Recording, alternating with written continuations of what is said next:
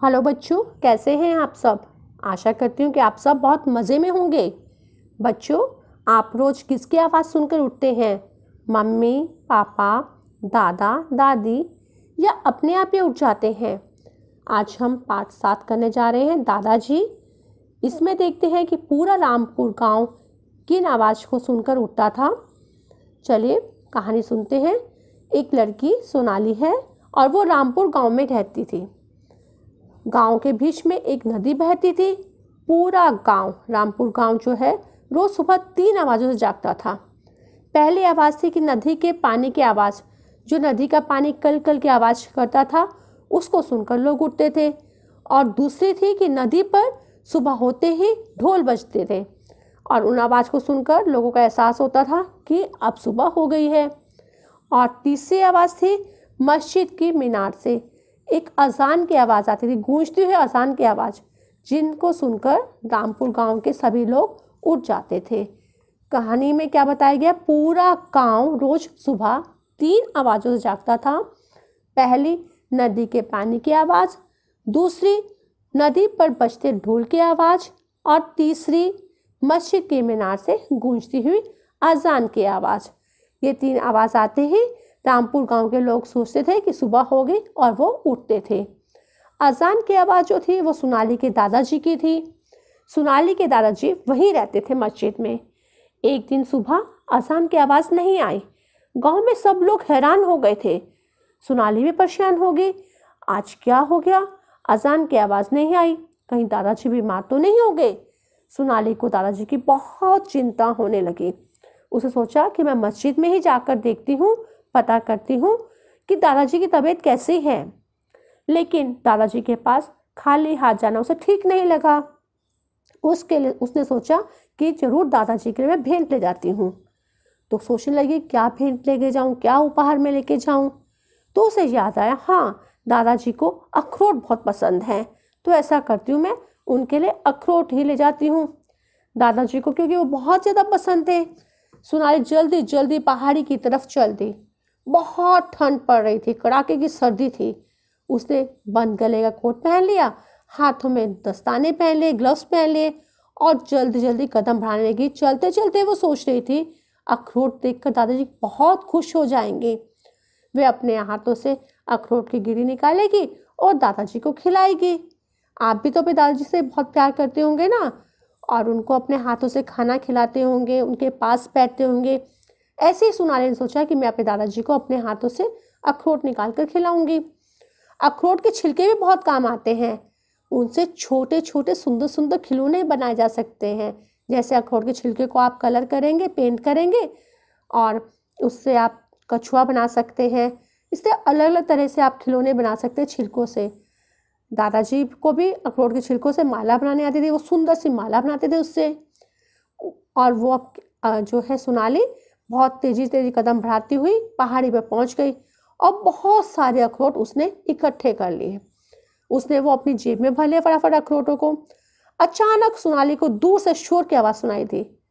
वे उसके गांव के लड़कों की आवाज़ें थी। वे भी अखरोट लेने आए थे। सोनाली डर गई। उसे लगा कहीं वो लड़के उससे नाराज़ ना हो जाएं। कहीं उसको लगा कहीं उससे सारे जो है लड़के अखरोट छीन ना ले सारे। और वो डर के मारे एक झाड़ी के पीछे छिप गई। आज सारे अखरोट कहाँ गए? एक लड़का बोला। दूसरा बोला, पता नहीं इतनी सुबह कौन आया होगा जिसने अखरोट सारे उठा लिए।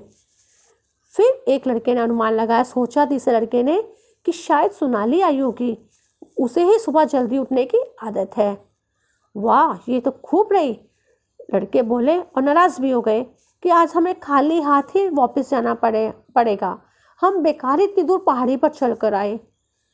और एक लड़के ने बोला कि लगता है कि सारे अखरोट जो है सोनाली ले गई है, क्योंकि वो ही सुबह सुबह उठकर सैर करती है और वो हमारी तरह आलसी नहीं है। जो आलस करता है उसको नुकसान होता है ना। कहते कि वो आलसी नहीं है, सुबह सुबह आई, उसे सारे अखरोट इकट्ठे कर लिए। इससे सारे अखरोट का अधिकार भी अब उसी का है। और वो घर की तरफ वापस चलने लगे। तभी सोनाली झाड़ी से निकली। उसने आवाज़ दी लड़कों को, रुको रुको, हम सभी दोस्त हैं, हम आपस में अखरोट बांट लेते हैं। तो लड़कों ने कहा, नहीं नहीं, शुक्रिया, तुमने इसे पहले उठाया है, तो ये अखरोट तुम्हारे ही हैं, इस पर तुम्हारे ही अधिकार है।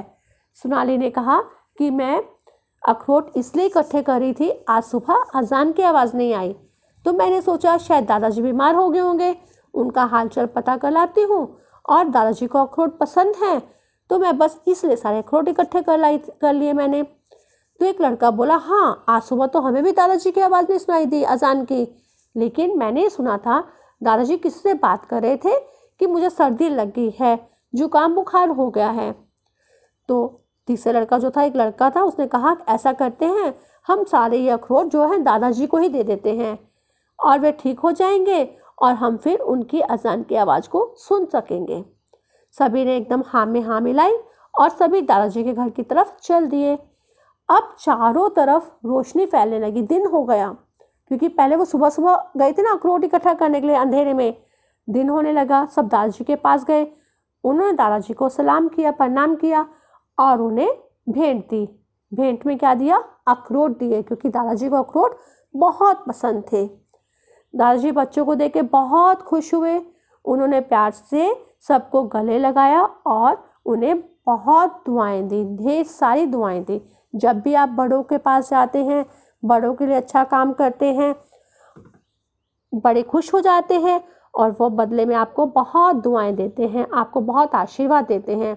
इसलिए हमें अपने से बड़ों का उनका कहना मानना चाहिए और उनकी हर ज़रूरत का ध्यान रखना चाहिए। बच्चों, अब मैं आपसे पूछती हूँ, आपके परिवार में जितने भी लोग हैं उन सबको अलग अलग चीज़ें पसंद होंगी, तो आपको ये पता करना है बस कि आपके परिवार में सबको क्या क्या पसंद है। और सोनाली ने अपने दादाजी को भेंट में अखरोट दिए। आप अपने दादाजी को भेंट में क्या देना चाहोगे?